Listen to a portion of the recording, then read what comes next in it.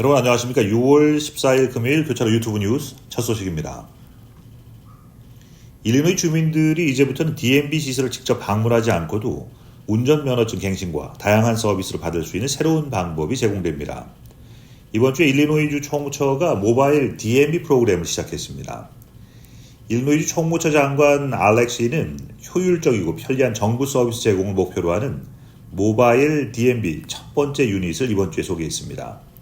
이 이동식 DMV는 푸드트럭과 유사한 형태로 전기로 구동되며 일리노이 주민들이 자신의 커뮤니티를 떠나지 않고도 운전면허 갱신, 차량 등록 갱신, 리얼아이디 신청 등 다양한 서비스를 이용할 수 있게 해줍니다. 첫 번째 모바일 DMV 유닛은 시카고와 인근 교외 지역에서 시작됐으며 여름 말까지 3대가 추가로 출시될 예정입니다. 이들 차량은 일리노이 전역의 다양한 행사에서 서비스를 제공합니다. 또한 이 모바일 DMV는 예상치 못한 일시적 폐쇄가 발생한 지역 DMV를 지원하기 위해 파견될 수도 있습니다. 이번 프로그램은 주민들에게 큰 호응을 얻고 있으며 DMV 대기 시간을 줄이는 데 큰 도움이 될 것으로 기대됩니다. 또한 최근에는 청소년 운전자를 위한 여름 특별 시간도 발표돼서 많은 이들에게 편의를 제공하고 있습니다. 더 많은 정보는 DMV 웹사이트에서 확인하실 수 있습니다. 나일스 북부에 위치한 골프밀몰이 재개발 프로젝트에 따라 새롭게 변모할 예정입니다. 나일스 웹사이트에 공개된 렌더링에 따르면 추가 상점, 레스토랑, 고급 아파트와 새로운 분수가 포함된 복합 용도 개발이 진행될 예정입니다. 이 프로젝트는 쇼핑몰의 소유주인 스털링 오르가니제이션과 OKW 아키텍처가 계획한 골프밀 타운 센터로 이 지역의 경제 발전과 활력 증진에 크게 기여할 것으로 기대됩니다. 세금 증분 자금 조달 인센티브를 통해서 자금이 조달될 예정이며 공공모임 공간, 분수, 보행자 산책로, 약 300개의 고급 아파트 및 공원이 포함됩니다. 이 프로젝트는 시카고 지역 최고의 지역 소매 목적지 중 하나로 골프밀을 이전의 명성으로 복원하기 위한 노력의 일환입니다. 일반인들은 재개발 계획과 골프밀의 미래에 대해서 자세히 볼 수 있도록 오픈하우스를 개최합니다. 오픈하우스는 매일 오후 6시 30분부터 8시 30분까지 골프밀몰에서 진행됩니다. 지난 11일 화요일 시카고 한인간호사협회 KNAC의 49대 2차 총회가 윌링에 위치한 한인문화회관에 열렸습니다. 이번 총회는 임기가 2년으로 변경된 후 처음으로 김경희 회장과 강윤희 부회장을 비롯한 대부분의 임원이 연임돼서 눈길을 끌었습니다. 이날 총회에서는 지난 1년 동안의 사업과 행사 내용을 영상으로 보고받으며 각 부서의 보고, 차세대 간호사 지원을 위한 다양한 회칙 개정이 이루어졌습니다. 특히 은퇴한 회원들로 구성된 오카리나 연주는 큰 호응을 얻으며 현직 간호사들의 열정적인 삶을 돌아볼 수 있는 시간이 됐습니다. 김경희 회장은 앞으로도 회원 간의 친목 도모와 지역사회 행사 참여, 의료 봉사활동 강화를 통해서 협회가 더욱 발전하기를 희망한다고 전했습니다. 한편 시카고 한인간호사협회는 오는 12월 6일 오후 6시에 체비 체이스 컨트리클럽에서 송년회 밤 및 장학금 수여식을 개최할 예정입니다. 지난 8일 노스브룩에 위치한 로고스 기독의료 상조의 본부에서 특별한 행사가 열렸습니다. 19기 시카고 CEO 스쿨이 성공적으로 마무리되었습니다. 북미주 한인 기독 실업인회가 주최하고 주관한 이번 행사에는 다양한 분야의 전문가들이 강사로 나서서 큰 주목을 받았습니다. 행사는 오전 9시부터 저녁 7시까지 진행됐으며 폴 현 전 모아뱅크 행장, 강고은 옴니화재 대표, 박상근 문박 합동 법률사무소 파트너, 지호준 오하이오 주립대 교수, 솔로몬 킴 키친푸드 대표 등이 강사로 참여했습니다. 이번 CEO 스쿨은 기업 금융과 성장, 비즈니스 위험관리, 노동법과 인사관리, CEO와의 만남 등 총 4개의 강의로 구성돼서 참가자들에게 실질적인 도움을 제공했습니다. 한인 기독 실업인회는 비즈니스 세계에 하나님의 나라를 임하게 하려는 비전을 가지고 그리스도를 믿는 실업인과 전문인들이 모여서 활동하는 국제 비영리 단체로 전 세계 95개국에서 조직되어 있습니다. 참가자들은 이번 학습 기회를 통해서 자신의 비즈니스를 적용할 수 있는 지식과 네트워크를 확장할 수 있는 시간이 됐다고 평가했습니다. 식스플래그 그레이트 아메리카가 건의에 위치한 테마파크에서 중서부 지역에서 가장 높은 진자 스릴 놀이기구인 스카이 스트라이커를 새롭게 선보였습니다. 이 놀이기구는 공원의 17층 높이에 솟아 있으며 시속 75마일의 속도로 공중을 앞뒤로 흔들면서 탑승객들에게 강렬한 무중력 경험을 제공합니다. 이 놀이기구는 공원의 카운티 페어 구역에 위치할 예정이며 탑승하려면 추가 요금이 필요한 스카이 코스터 자유낙하 명소 데어데블 다이브가 이전에 자리했던 자리를 대체하게 됩니다. 식스플래그 그레이트 아메리카는 15개의 롤러코스터를 보유하고 있어서 중서부 공원 중에 두 번째로 많은 롤러코스터를 자랑하고 있습니다. 이는 시더포인트에 이어서 두 번째입니다. 이 테마파크는 지난 4월 20일에 개장했으며 여름철에는 오후 9시 또는 10시까지 특정 요일에 연장 운영됩니다. 시카고가 올여름 다시 한번 호텔 업계 핫스팟으로 떠오르면서 호텔 객실 요금이 크게 상승하고 있습니다. 특히 민주당 전당대회 기간 동안에는 호텔 요금이 평균적으로 하룻밤당 $534 88센트에 달할 것으로 예상됩니다. 선타임즈에 따르면 이는 시카고에서 열리는 세 가지 주요 행사 중 가장 높은 요금입니다.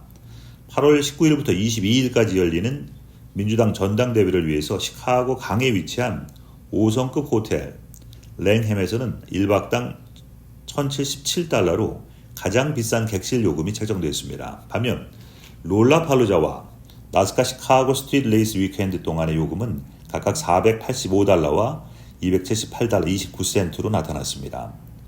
일미 호텔 협회의 마이클 제콥슨 회장은 이러한 행사가 지역 경제에 미치는 영향을 강조하면서 행사가 지역 전체 혜택을 주고 있음을 언급했습니다.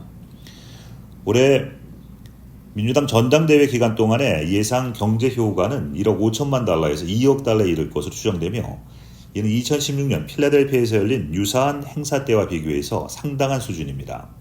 이처럼 대규모 행사는 단순히 호텔 수익을 넘어서 시카고 전체 경제에 긍정적인 영향을 미치는 것으로 분석됐습니다. 잠시 전하는 말씀 후에 교차로 유튜브 뉴스 이어드립니다. 국무부가 온라인 여권 갱신을 위한 베타 프로그램을 시작했다고 고위 관계자가 발표했습니다. 이 프로그램은 초기에 하루에 소수의 온라인 신청서만 접수하며 점차 신청 가능한 수를 늘려갈 예정입니다.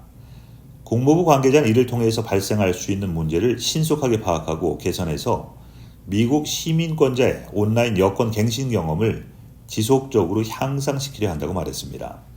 이 프로그램의 목적은 미국인들이 보다 편리하게 여권을 갱신할 수 있도록 하며 시간과 노력을 절약하는 것입니다.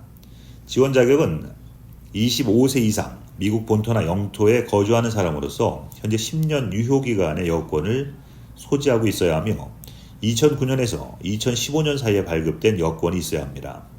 또한 문서사항의 인적사항이 정확해서 이름, 성별, 출생일자 또는 출생지 변경이 필요 없어야 합니다. 신청자는 신청서를 제출한 시점부터 최소 8주 동안 해외여행 계획이 없어야 하며 일반 서비스를 요청해야 합니다. 신청이 접수되면 기존 여권은 취소돼서 국제여행에 사용할 수 없게 됩니다. 이번 베타 프로그램에 대한 자세한 정보는 국무부 웹사이트에서 확인할 수 있습니다. 스타벅스가 최근 가성비 메뉴 전쟁에 합류하면서 경제적 어려움을 겪고 있는 소비자를 대상으로 한 새로운 페어링 메뉴를 출시했습니다. 이 새로운 메뉴는 음료와 아침 식사 항목을 결합한 할인 프로모션으로 소비자들에게 더 많은 가성비를 제공하기 위한 스타벅스의 전략적 움직임입니다. 페어링 메뉴는 하루 종일 제공되며 $5의 톨 사이즈 아이스 또는 핫커피와 크루아상을 또는 $6의 음료 옵션과 함께 아침 샌드위치를 선택할 수 있습니다. 최근 저조한 분기 실적을 발표한 스타벅스는 이번 새로운 메뉴를 통해서 고객 유입을 늘리고 패스트푸드 체인의 가격 급등에 대한 소비자들의 우려를 덜어주기를 기대하고 있습니다. 스타벅스는 또한 델타 항공과의 스카이 마일스 프로그램 파트너십을 조정함으로써 고객들이 스타벅스 계정을 $25 이상 재충전할 때만 마일리지를 적립할 수 있게 변경해서 더 많은 고객들이 혜택을 활용할 수 있도록 하고 있습니다. 올 여름부터 새로운 항공사 환불 정책이 시행될 예정입니다. 교통부는 6월 25일부터 항공편 취소나 상당한 지연 등의 문제가 발생할 경우에 항공사가 전액 현금 환불을 제공하도록 요구할 것이라고 발표했습니다. 새로운 규정에 따르면 날씨로 인한 취소를 포함해서 어떠한 이유에서든 항공편이 취소되거나 중대한 변경이 있는 경우 환불이 가능합니다. 중대한 변경에는 국내선은 3시간 이상, 국제선은 6시간 이상의 출발 또는 도착 시간 변경, 다른 공항에서의 출발 또는 도착 연결 항공 편수 증가 등이 포함됩니다. 또한 잘못 처리된 수화물에 대해서도 보상을 받을 수 있으며 국내선은 게이트 도착 후 12시간, 국제선은 15에서 30시간 내에 수화물이 배달되지 않을 경우 위탁 수화물 수수료를 환불받을 수 있습니다. 이외에도 숨겨진 수수료 제거를 목표로 하는 새로운 규정도 7월 1일부터 시행될 예정입니다. 13일 5일 연방대법원은 로데 웨이드 판결을 뒤집은 후에 첫 번째 낙태 관련 결정에서 만장일치로 미 페프리스톤 약물의 사용을 유지하기로 결정했습니다. 식품의약청 FDA 최초 승인을 유지하면서 규제 완화 부분만 취소해야 한다는 항소심의 판단을 폐기한 것입니다. 이번 판결은 낙태 반대 의사단체가 제기한 소송에서 원고들의 소송 자격이 인정되지 않음을 이유로 낙태약의 접근성을 유지하도록 결정했습니다. 특히 이번 결정은 대법원 판사 전원의 만장일치로 이루어졌으며 도널드 트럼프 전 대통령이 임명한 브렛 캐버너 대법관이 대표 의견을 밝혔습니다. 캐버너 대법관은 원고들이 단순히 다른 사람들이 특정 활동을 할 수 있다는 이유만으로 소송을 제기할 자격을 얻지 못한다고 명시했습니다. 이번 판결은 낙태권 주장 단체와 낙태권 반대 단체 간의 상반된 반응을 불러일으켰으며 낙태 문제가 다시 한번 미국 사회에 중요한 정치적 쟁점으로 부상할 가능성이 있습니다. 조 바이든 대통령 이번 판결을 두고 약물 낙태에 대한 공격은 전국적으로 낙태를 금지하려는 공화당 정치인들의 극단적이고 위험한 어젠다라고 비판했습니다. 그래서 오늘 보내드린 교차로 유튜브 뉴스 마치겠습니다. 시청해주신 여러분 고맙습니다.